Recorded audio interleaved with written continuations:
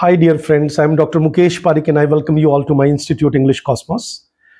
In today's video, I'm talking about the very famous essay written by George Orwell and published in 1946, Politics and English Language.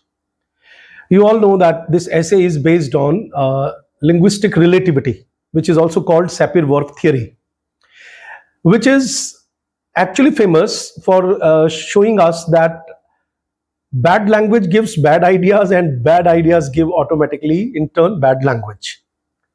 So according to Orwell, bad language creates bad politics, and bad politics creates bad language. So here he is talking about language and politics.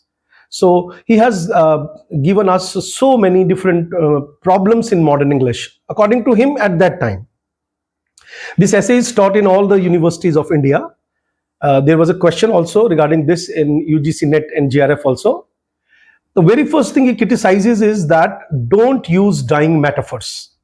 He says that we are prone to use to impress other people's idioms and metaphorical language without understanding their origin. So he says that usage actually kills the language, and it ultimately makes the language lose its freshness. So our language becomes, or according to George Orwell, English becomes cliche ridden. Secondly, he attacks the verbal false limbs. He says that, like, I'm going to come, that kind of expression.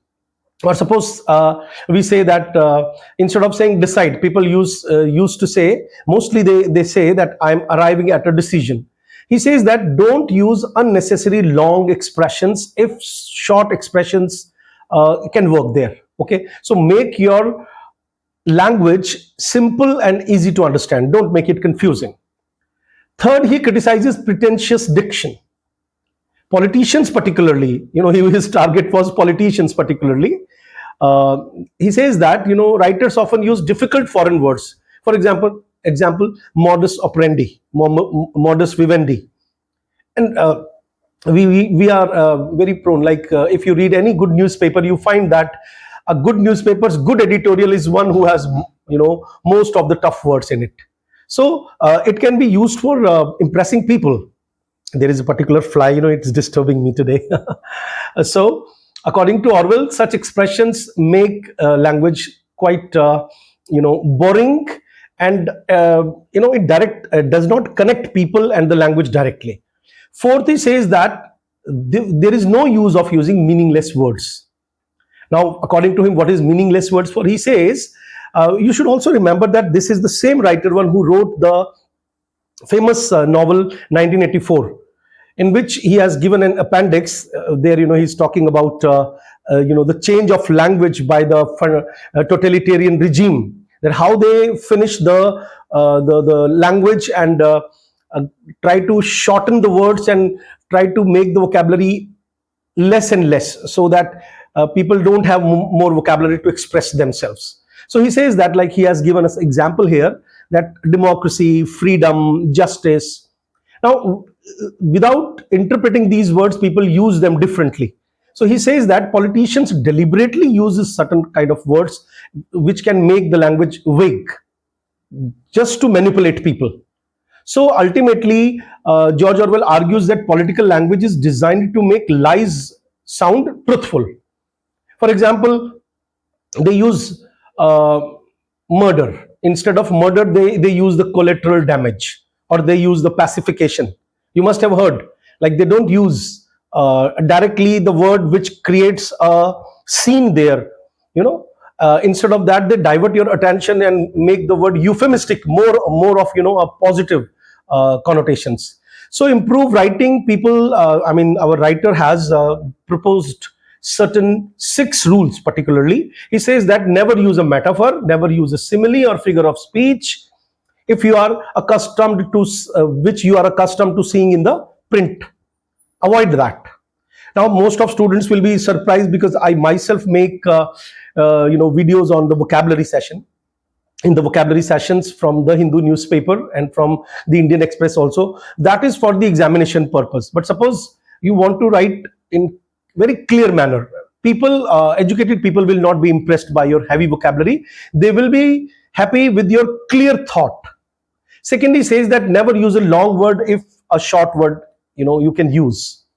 Third, he says that if you want to cut a word, always cut it. Means try to edit it. And fourth, he says that never use passive if you can use active. Now, this is something very, complex to understand. Like suppose I say in a business letter that the consignment has been released. So don't you think that object is starting the sentence and subject is missing?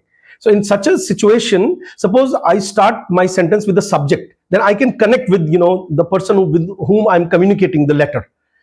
Like for example, in Hindi, I have seen many places that it is informed that all the faculty members see principal in the office.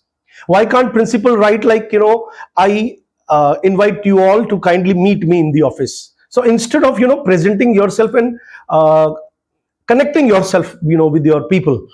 So that is the reason that George Orwell is famous. This particular question was there in the examination. And then he also says that avoid foreign phrases, scientific words, jargon. Don't use jargon. Try to use fresh language, everyday language. So in conclusion, the writer wants to convey in this essay what is its central message, that clear language leads to clear thinking. That's why I said that this is based on linguistic relativity, which is also called Sapir-Whorf theory. And clear thinking ultimately leads healthy democracy. So next time, if you really want to write something, don't take help from ChatGPT or something else. You just write your own mind. What words are coming to your mind? Your thoughts should be clear, your ideas should be clear. Thank you very much.